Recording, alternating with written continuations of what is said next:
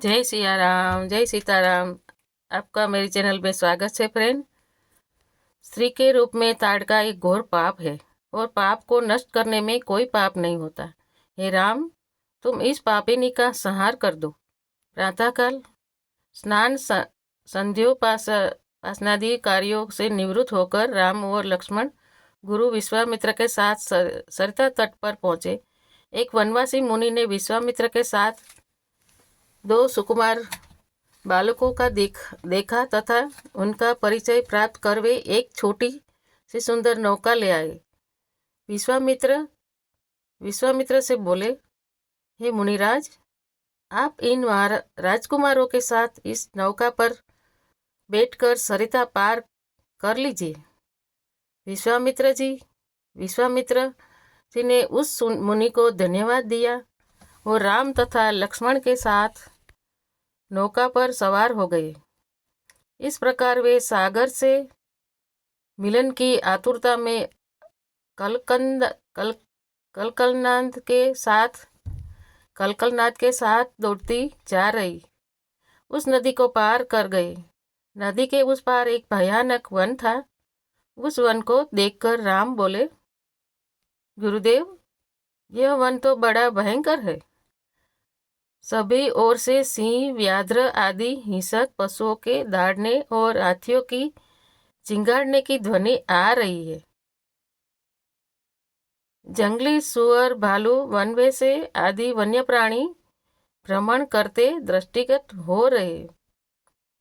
वृक्षों की सघनता के कारण सूर्य का प्रकाश इस वन के भीतर घुसने का साहस नहीं कर पा रहा और इसी कारणवश चारों ओर अंधकार हो रहा है।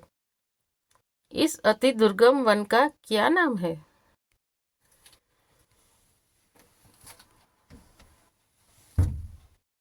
राम के इस प्रश्न का उत्तर विश्वामित्र ने इस प्रकार दिया, हे राघव, पूर्व काल में इस स्थान में वन न होकर मलदा और करूप नाम के दो बड़े समुद्र राज्य हुआ करते थे। दोनों ही राज्य ऊंची ऊंची अट्टालिकाओं, वीथिकाओं तथा सुंदर पथों से सुशोभित थे तथा धन, धान्य और समृद्धि से परिपूर्ण थे। दूर दूर के व्यापारी यहाँ पर व्यापार करने आया करते थे। किंतु ताड़का नामक एक यक्ष कन्या ने उन दोनों राज्यों का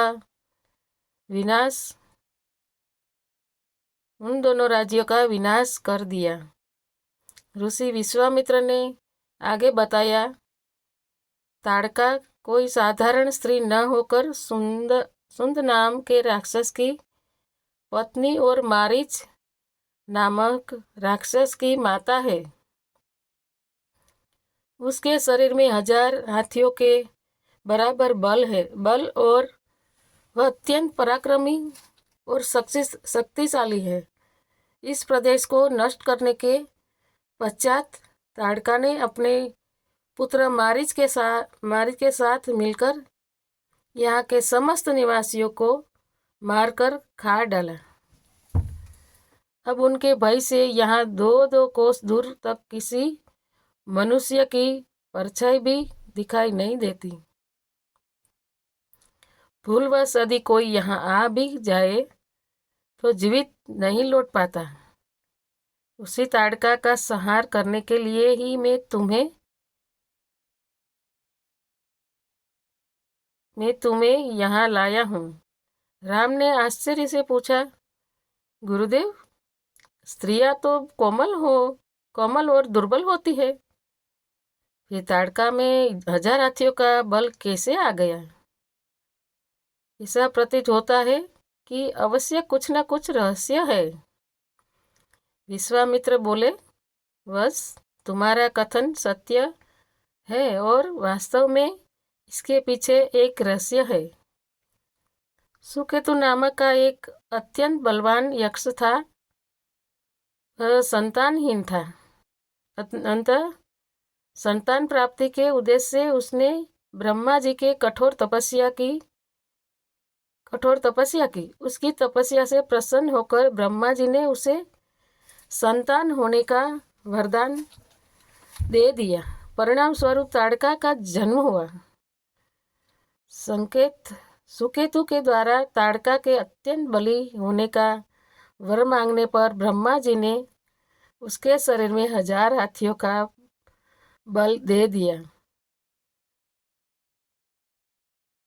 जय सिया राम, जय सिया राम, जय सीताराम। विवाह योग्य आयु होने पर सुकेतु ने ताड़का का विवाह सुंद नामक राक्षस से कर दिया और उससे मारीच का जन्म हुआ। मारीच भी अपनी माता के समान बलवान और पराक्रमी था।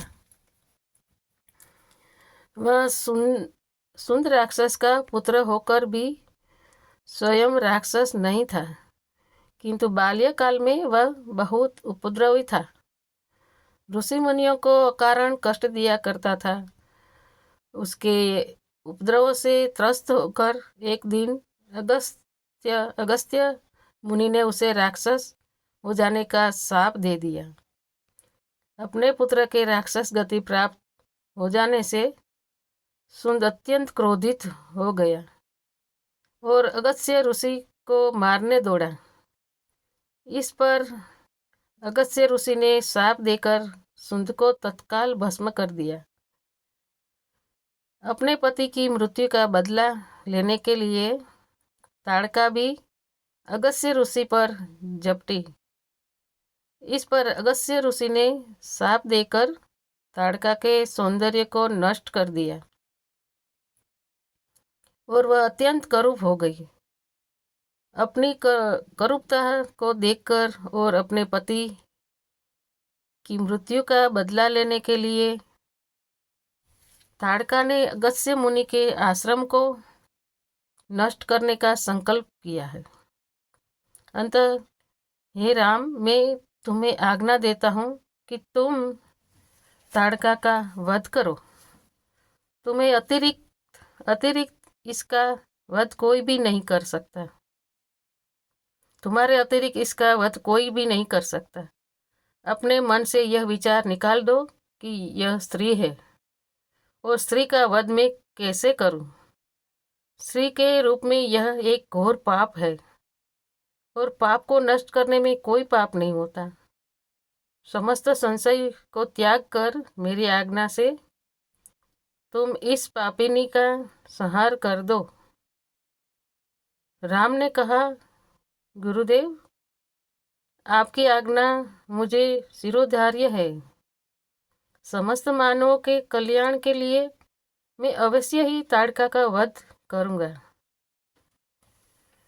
इतना कहकर राम ने अपने धनुष पर बाण रखकर उसकी प्रत्यंचा को कान तक खींचकर भयंकर टंकार किया। टंकार से उत्पन्न ध्वनि से समस्त वन प्रांत गुंजायमान हो उठा। वन प्राणी भयभीत होकर इधर उधर भागने लगे। इस प्रकार की अप्रत्याशित खलबली मची देखकर ताड़का क्रोध से भर उठी। धनुष ताने राम को देखते ही इस विचार से कि कोई अपरिचित कुमार उसके साम्राज्य पर आधिपत्य करना चाहता है, वह क्रोध से पागल हो गई। राम आक्रमण करने के लिए वह तीव्र गति से उन पर झपटी। ताड़का को अपनी ओर आते देखकर राम ने लक्ष्मण से कहा, सौमित्र, ताड़ के वृक्ष जैसी विशाल और विकराल मुख वाली इस राक्षसी का शरीर कितना कुरूप है। इसकी मुख मुद्रा देखकर ही प्रतीत होता है कि यह बड़ी हिंसक है। निरीह प्राणियों की हत्या करके उनका रक्तपान करने में इसे बहुत आनंद आता होगा। तुम एक तरफ सावधान होकर खड़े हो जाओ और देखो कि कैसे इसे मैं अभी यमलोक भेजता हूँ। विकराल देहधारिणी ताड़का अपने बड़े बड़े दांत, चमकाती भुजाओं को फैलाए हुए द्रुतगामी बिजली को तरह राम और लक्ष्मण पर अत्यंत तीव्र के साथ झपटी। राम इस भयंकर आक्रमण के लिए पहले से ही तत्पर थे। उन्होंने तीक्ष्ण बाण चलाकर उसके हृदय को छलनी कर दिया। उसके वक्षस्थल से गर्म गर्म रक्त की धारा प्रवाहित हो उठी। वह आक्रमण करने के लिए पुनः टूट पड़े। इससे पूर्व ही राम ने एक और बाण चला दिया जो सीधे उसके वक्ष में जाकर लगा। वह पीड़ा से चिकती हुई चक्कर खाकर भूमि पर गिर पड़ी और अगले ही क्षण उसके प्राण पंखे उड़ गए। राम के इस रण कौशल और ताड़का की मृत्यु से ऋषि विश्वामित्र अत्यंत प्रसन्न हुए। उनके मुख से रामचंद्र के लिए आशीर्वचन निकलने लगे। गुरु की आज्ञा से वहीं पर सभी ने रात्रि व्यतीत किया। प्रातःकाल उन्होंने देखा कि ताड़का के आतंक से मुक्ति पा जाने के कारण उस वन की भयंकरता और विकरालता समाप्त हो चुकी है। कुछ समय तक उस वन की शोभा निहारने के उपरांत स्नान पूजन से निवृत्त होकर वे महर्षि विश्वामित्र के आश्रम की ओर चल पड़े।